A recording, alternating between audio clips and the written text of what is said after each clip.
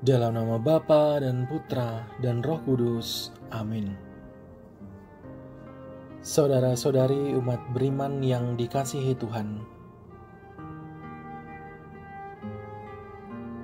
pada hari ini kita akan merenungkan sabda Tuhan yang tersurat dalam petikan Injil Lukas.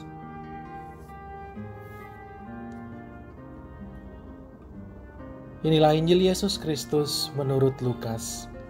Dimuliakanlah Tuhan. Pada suatu hari, ketika Yesus sedang berbicara kepada orang banyak, berserulah seorang wanita dari antara orang banyak itu dan berkata kepada Yesus, "Berbahagialah ibu yang telah mengandung dan menyusui engkau." Tetapi Yesus bersabda, "Yang berbahagia ialah mereka yang mendengarkan sabda Allah dan memeliharanya." Demikianlah Injil Tuhan. Terpujilah Kristus.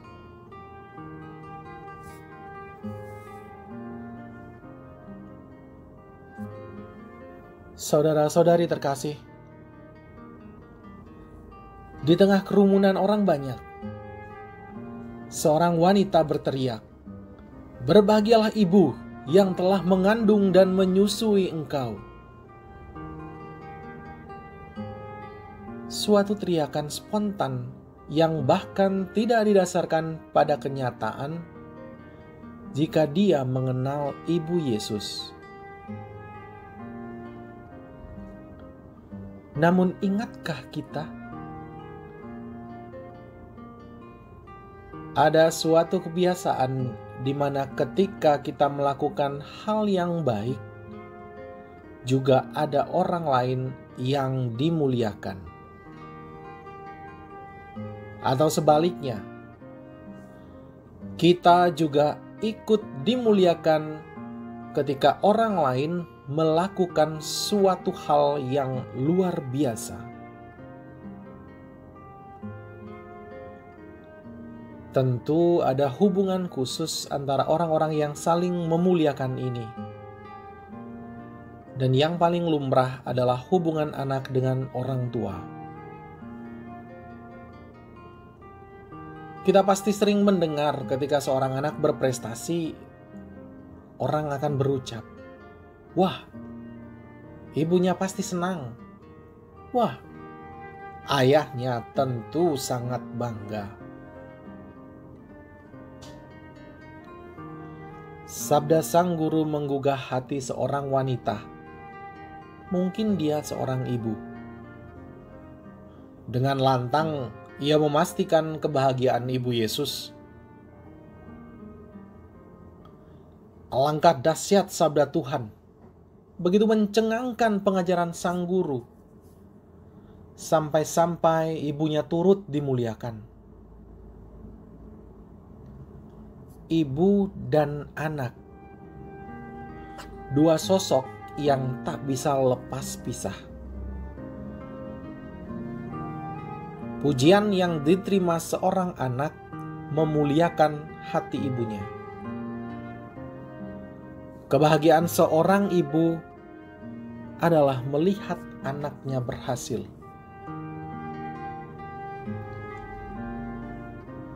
Namun apa jawab Yesus? Yesus yang juga adalah anak seorang ibu. Alih-alih ia memperkenalkan ibunya, Yesus malah bersabda, "Yang berbahagia ialah mereka yang mendengarkan sabda Allah dan memeliharanya." Guru, bagaimana mungkin? Tidaklah sulit menegaskan pernyataan wanita itu. Tidaklah rumit jika sekedar mengatakan ya. Atau bukan suatu masalah jika engkau tidak menggubris teriakan wanita itu. Mengapa engkau seolah-olah menolak ibu? Tidakkah ia patut berbahagia? Saudara-saudari, jika sabda Tuhan menggugah hati wanita itu, maka sabda Tuhan kali ini mestinya menggugah hati kita. Yesus tidak menolak ibunya dimuliakan. Yesus tidak merampas kebahagiaan hati seorang ibu. Yesus tahu baik siapa ibunya. Sosok yang menggunakan seluruh hidupnya tanpa sisa untuk mendengarkan sabda Allah dan memeliharanya. Meski suatu pedang menembus jiwanya. Ibu Yesus menjadi istimewa bukan karena sekedar melahirkan Yesus, namun karena ketaatannya pada Allah dan kesetiaannya memelihara sabda Allah.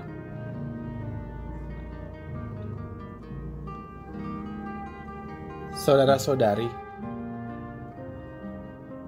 Yesus adalah seorang guru, bukan sekedar manusia yang beribu.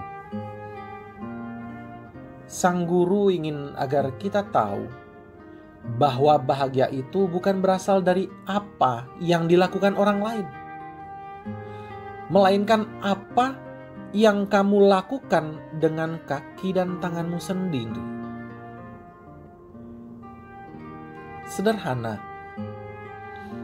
sang guru ingin agar kita sadar bahwa bahagia itu bisa menjadi milik setiap orang, siapapun itu.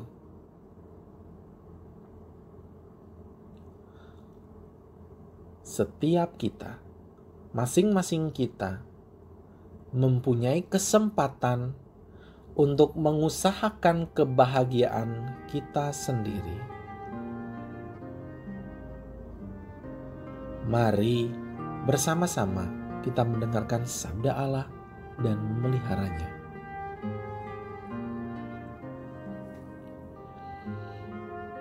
Marilah kita berdoa. Ya Allah, Engkaulah sumber kebahagiaan hidup kami.